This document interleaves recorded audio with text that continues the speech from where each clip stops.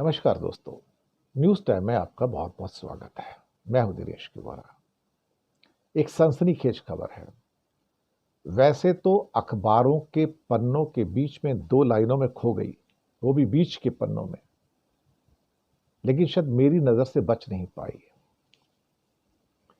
बच इसलिए नहीं पाई कि ये खबर इतनी सनसनीखेज थी कि इसने मेरा ध्यान आकर्षित कर लिया और मुझे लगा कि इसके ऊपर मुझे आपको सूचना देनी चाहिए। नागेश्वरम साहब का, जो भारत के चीफ इकोनॉमिक एडवाइजर हैं, उनका एक आर्टिकल आता है और उस आर्टिकल में यह स्टेटमेंट आता है। उसके अंदर एक बात कही गई और वो बहुत परेशान दिखे उसके ऊपर। परेशान दिखने वाली बात तो थी एक्चुअली। जब मैंने उसको पढ़ा तो मैं भी चौंका।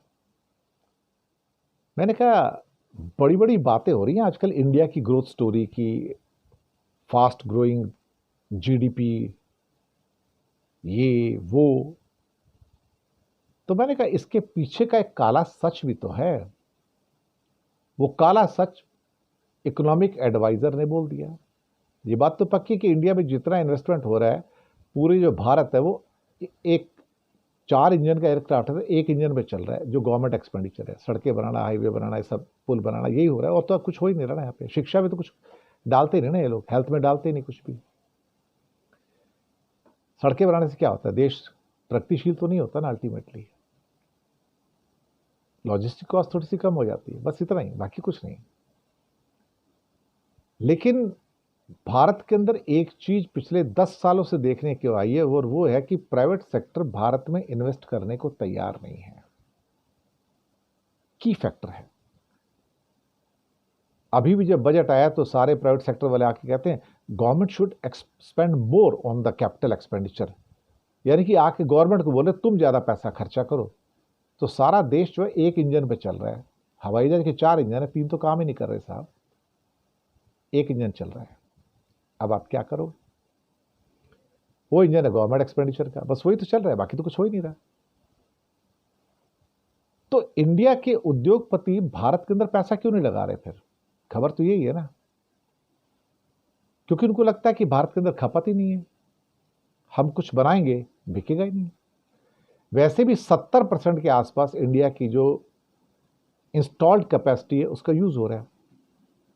अगर कोई फैक्ट्री वाला और कहता है यार ऐसा है कि मेरे तो पिछली बार 100 चीजें बिकी थी, 100 पैकेट बिके थे, और 100 पैकेट भी तब है जबकि मैं सिर्फ 70% की कैपेसिटी का प्रोडक्शन कर रहा हूं। यानी कि मेरी फैक्ट्री के अंदर बन तो 150 पैकेट सकते हैं, लेकिन मैं बना 100 रहा हूं, क्योंकि 100 की भी डिमांड पूरी नहीं हो रही है। 150 बनाऊंगा तो बिकेंगे नहीं, मेरे 100 भी नहीं बिकते एक्चुअली। सरकार कहती है कि और फैक्ट्री लगाओ, 200 की फैक्ट्री कर लो, 300 की कर लो। कहते सर मैं करूं क्या, मेरे तो 100 पैकेट नहीं बिक रहे, आप कहते हो 300 की फैक्ट्री लगा ले। बेवकूफ हूं क्या मैं? तो 70% की जो कैपेसिटी है वो यूटिलाइज हो रही है, 30% की कैपेसिटी इंडियन इंडस्ट्री की यूटिलाइज ही नहीं हो रही है। तो बंदा नई इंडस्ट्री क्यों लगाएगा? ये थक हार गए कि भैया इंडिया में फैक्ट्री लगाओ, इंडिया में फैक्ट्री लगाओ तो रोजगार आएंगे, नहीं लगाते साहब। बीच में तो कोटक महिंद्रा ने एक बात भी कह दी थी कि इंडिया के इंडस्ट्रियलिस्ट के जो बच्चे हैं, बेटे बेटियां जो है, नई जनरेशन जो है, वो तो फैक्ट्री लगाना नहीं चाहते। वो तो फाइनेंस में जाते हैं, स्टॉक्स में इन्वेस्ट करते हैं और पैसा घुमाते हैं और आराम से बैठते हैं, घर चले जाते हैं। कहता है सिरदर्दी क्यों लेने का, 100 करोड़ यहाँ लगाओ, 50 करोड़ वहाँ लगाओ, 30 करोड़ वहाँ लगाओ, 40 वहाँ लगाओ। दूसरे लोग काम कर रहे तो हम बैठ के पैसा कमाएंगे। बोलता है नई जनरेशन फैक्ट्री नहीं अगर लगाना चाहती, वो मैन्युफैक्चरिंग में जाना ही नहीं चाहती है। ये बात बहुत बड़ा स्टेटमेंट था साहब, और पिछले 10 साल में ये प्रूव हो गया जो कोटक महिंद्रा ने कहा कि India is not ready to have new factories in this country. ये बात तो सही है। जो भी छोटी छोटी फैक्ट्री आई ऑटोमोबाइल की आई, लेकिन अब वो भी एक तरह से स्टैग्नेंट होती चली जा रही है। इस साल की तो सेल्स और भी कम होंगी पिछले साल की अपेक्षा से। तो नागेश्वर साहब ने जो बात कही, अब मैं उस पर आता हूं। उन्होंने कहा कि 2023 के अंदर भारत के उद्योगपतियों ने $7.7 बिलियन विदेशों में इन्वेस्ट किया। विदेशों में फैक्ट्री खोली उन्होंने, विदेशों की फैक्ट्री में इन्वेस्ट किया। और 2024 में $11.5 बिलियन विदेशों की फैक्ट्री में इन्वेस्ट किया। यह पेच है साहब। उनकी शिकायत यह है नागेश्वर साहब की, यानी कि मोदी सरकार की, कि आप भारत में इन्वेस्ट नहीं कर रहे हो, लेकिन आप विदेश में इन्वेस्ट कर रहे हो जाके।